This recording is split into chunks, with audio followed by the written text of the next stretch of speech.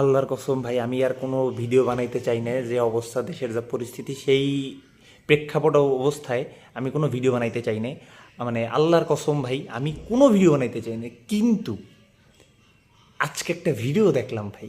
ভিডিওটা হলো যে আমাদের তহিদ এফ্রিদি ভাইয়ের। সে কান্না করতে করতে বলতেছে যে সে ছাত্রদের পক্ষে, কোঠা আন্দোলনের পক্ষে সে পোস্ট করছে সবার প্রথম। হ্যাঁ, যা দেখছে কারা?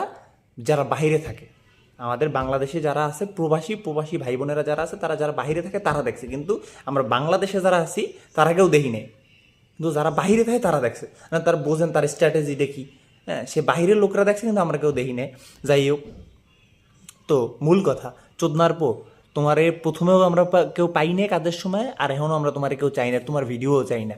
তোমার বালের মায়ও দরকার নাই, কোনো কাজের দরকার নাই, তুমি চোদাও এ বাংলাদেশে, তোমার কোনো কামে লাগবে।